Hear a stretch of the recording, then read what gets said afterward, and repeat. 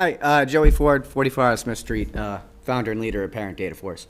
Good evening. I was glad to hear the Student Advisory Council mention today that the students have been learning about the justice system. There is no justice in Attleboro. And speaking of that justice system, I need to address something serious that happened in this district. Last school year, a former special education teacher at Thatcher Elementary School physically assaulted two nonverbal autistic children. She was allowed to resign, not terminated publicly. She ultimately received only 2 years of probation in court, and her educator license is still active, well over a year after the incident. Her educator license number is 401941. That is deeply concerning, and it raises basic accountability questions. Tonight, I am asking the school committee to do something simple and clear. Confirm whether the administration completed every required step to report this to the state licensure authorities. Because when a licensed educator assaults students, especially nonverbal autistic students, the public deserves to know that the district followed the proper reporting process.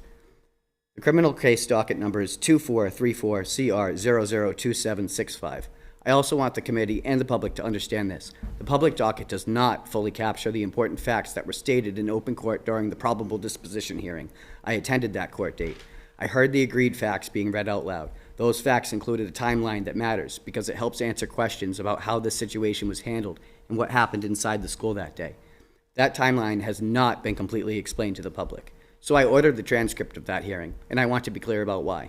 If the district did everything right, the transcript will confirm it. If the district did not, then the public deserves to know what went wrong and what changes were made and to prevent it from happening again.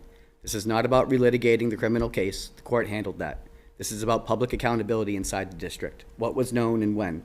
What actions were taken after the first report. What actions were taken to protect students after that. What discipline occurred for any adult who failed to act. And what safeguards are now in place so a nonverbal child is never left vulnerable again. Nonverbal autistic students cannot go home and easily explain what happened to them. They depend on adults and systems to protect them. So tonight, I'm asking for two things. First, confirmation that all required reporting to the licensure board was completed, and secondly, a commitment that the committee will require full transparency from administration on serious safety incidents, not vague summaries, minimized narratives, but clear facts and clear accountability. The community deserves truth, and our children deserve protection. Thank you. Thank you, Mr. Ford. To answer your questions, just for the community's feedback, the committee discussed this with the administration publicly in our meetings across multiple meetings throughout the winter last year in real time to the legal extent we were allowed to do so. The committee expressed disappointment in the situation, frustration with the situation, and again, it was discussed and handled in the legal fashion it was allowed to be handled.